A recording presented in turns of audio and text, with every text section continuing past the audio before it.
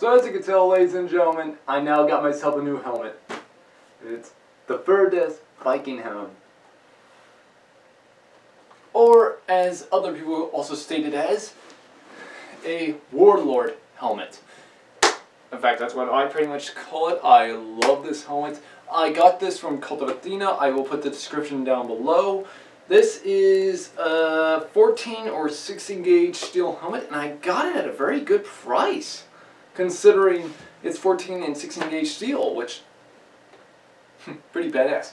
Now, I'm sorry I didn't do an opening of it. I'm sorry, but it pretty much, you know, Kult of Athena has all that paper and stuff, so yeah.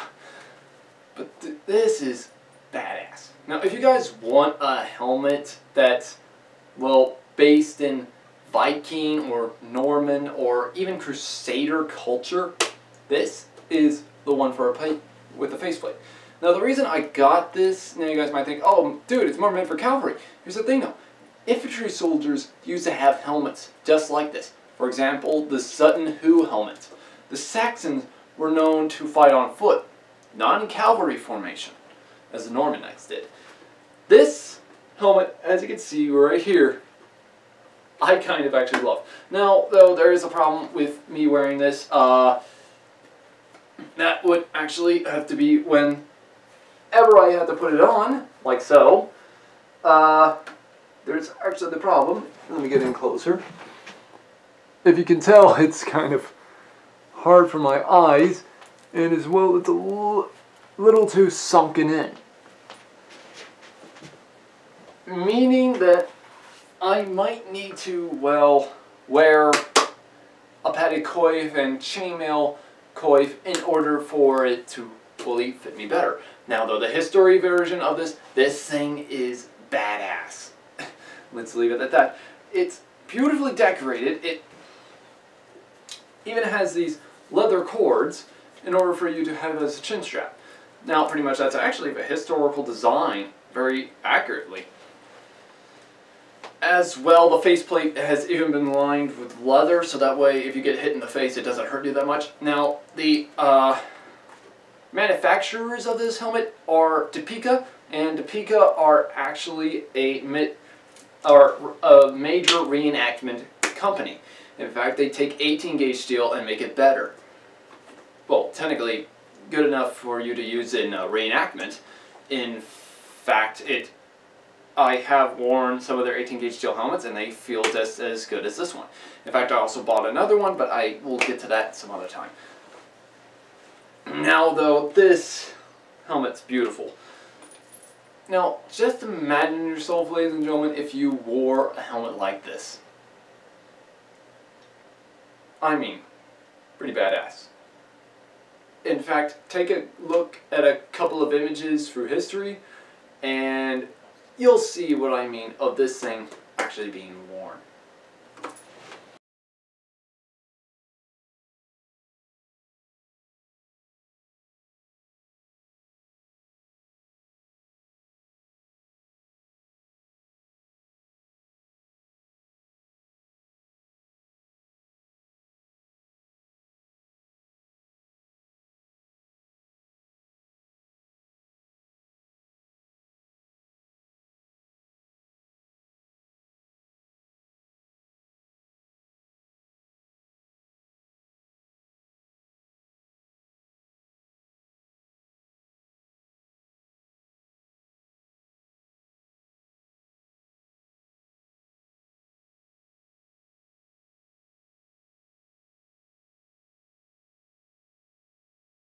Oh, good, you're back. Now, this helmet, you guys might wonder, how long did a helmet like these last? How many of them were ever excavated or dug up? Well, there are lots of helmets that are just like this. This is technically supposed to be based on a Viking design helmet, but when you look at it, it's more of a Crusader form when you look at it. Which, technically, that actually explains something. That explains that the evolution of this helmet has been through a lot. Now, it does still have the spangenhelm design on it. I'm holding it backwards for you guys because early spangenhelms never had a faceplate. They just had this. Now, this also has cheek guards on it, rings on it. In fact, let me get in there for you guys to see. Here's the rings right here, ladies and gentlemen, which tie these together. It's pretty badass.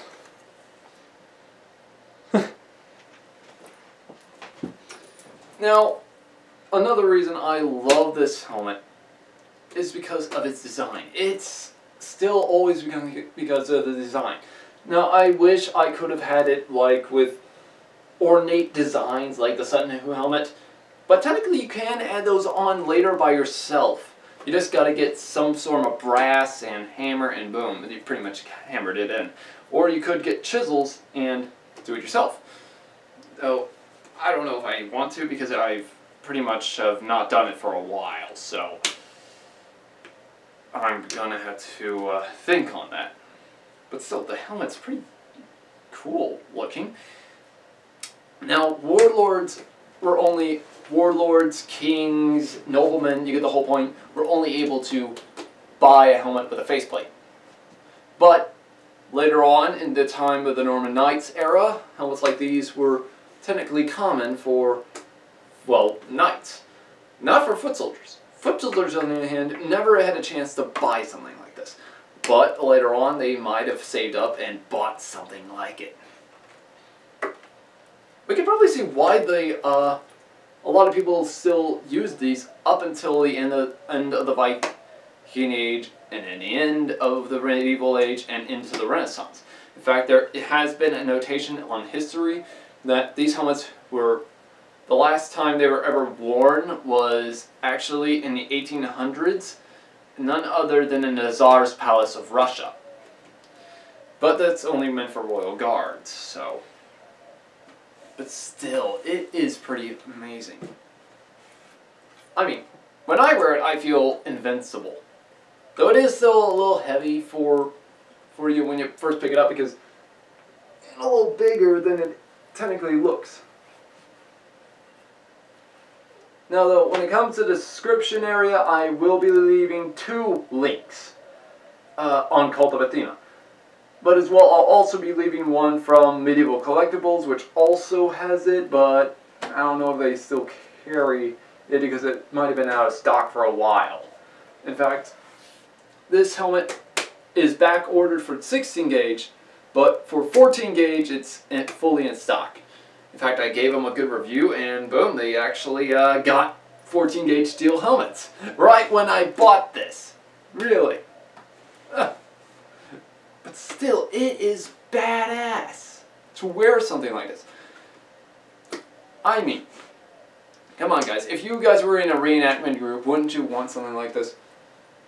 Now yes, this is more meant for reenactment purposes, for that beautiful design for a Crusader form. In fact, when you look at this, this is more Crusader than it is Norman, than it is Viking. But still, you just feel as though you might as well go plundering with it. But as well, ladies and gentlemen, stay tuned for my next review on my next helmet. Anyways, ladies and gentlemen, have a good day.